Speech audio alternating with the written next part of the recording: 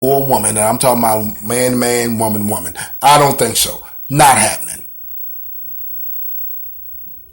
Everybody, I need y'all to understand something about Elder Kirkland, because we're getting ready to move on. We're going to the last thing we're going to talk about. The last thing we're going to talk about is Dr. Umar and another brother had gotten into it. I think they're both Pan-African, stuff like that.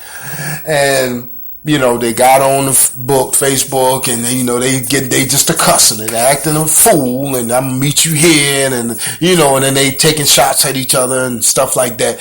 I'm gonna say this, and I'm gonna say this flat out and out.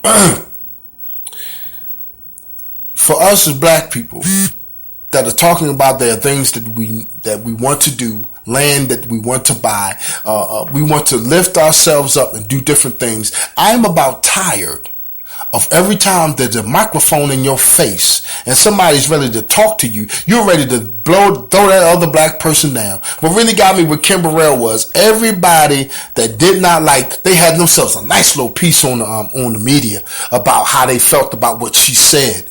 But in the next breath, we are such theologians when it comes to the black history and everything else. But boy, it takes you a half of a second to break somebody down that says something that you did not like. Black people, from this point forward, I don't care who you are, what celebrity you are, stop putting your big mouths on each other in public.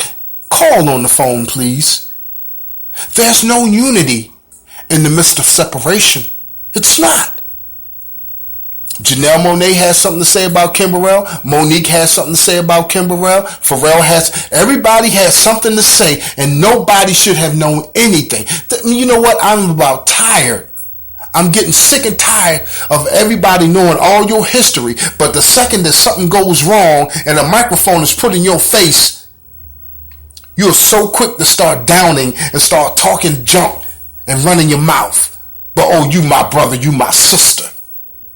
Such a contradiction. I'm tired of people with money. Y'all are just looking at these people with money and that are stars and looking like that's the status quo. I don't think so.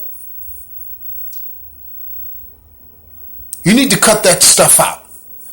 Stop getting on social media and running your mouths. You got something to say? Come see me. Barack Obama say something? Don't put it on there. He ain't going to be in the White House soon. Wherever he be living at, give him a call. Go see him, I'm sure.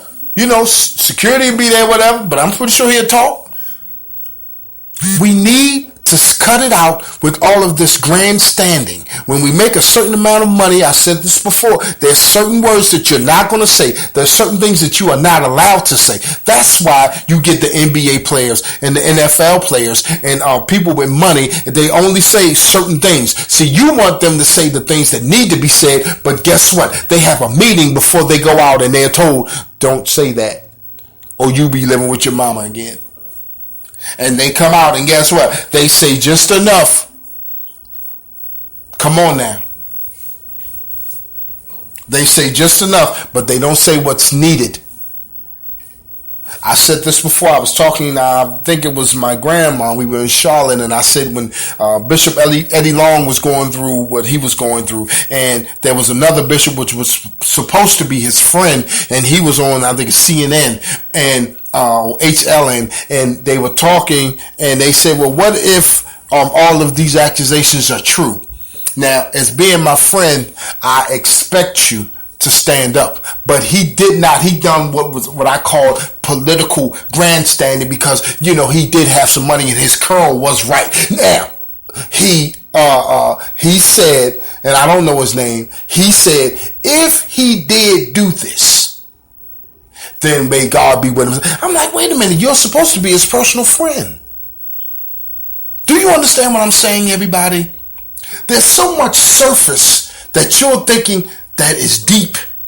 It's not. It's shallow and it's sorry. I can't stand when there's a question asked and you try to take the political high road.